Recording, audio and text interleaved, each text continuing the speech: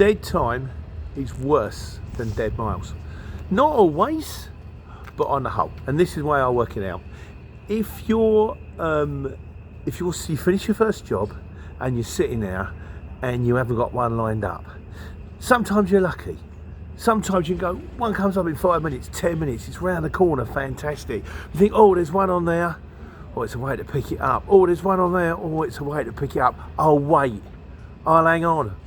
No, bird in the hand. You want to keep moving. If anything, when you've got an idea of when you're tipping that job, you kind of want one lined up, and maybe even one lined up after that. Because what can happen is you can sit there and suddenly, I'll get me break in. 15 minutes, I'll get me break in, 3/4 an hour in, then it turns into an hour, then it turns into an hour and a half. Then you start looking at these jobs and you go, well, that one's going, but it's going to Birmingham. By the time I pick it up and get up to Birmingham, it's going to be the end of the day. I'm coming back from Birmingham empty. And then before you know it, you're driving back empty.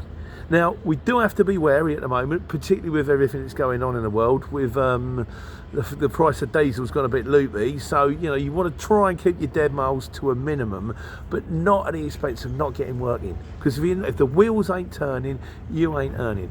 The only time when it's not is like right now, when I'm on day rate.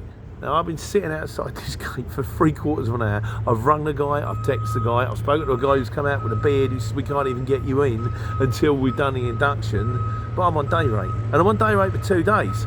And they've kind of tuned the job down a bit. But now it looks like, even by tuning the job down a bit, it's still going to bleed into tomorrow anyway. So I will get some of my, at least day and a half, But on the whole, keep moving. And there's a psychological aspect as well. And the psychological aspect is like, once you've been sitting there doing nothing for like 20 minutes, half hour, and a job comes in, you go, I don't know. Whereas if you're going boom, boom, boom, I've even done the stage where if I've been sitting somewhere for like 15 minutes, half an hour, I'll go and reposition myself. I'll move 10 minutes down the road, maybe to a services, maybe to a better place, maybe where I'm on a junction between a motorway and an A road. So if a job comes in, I can get to it quicker and I've got more chance of winning it. Or I go to an area where I've got more chance of winning the job. But the third thing is, it's actually psychological.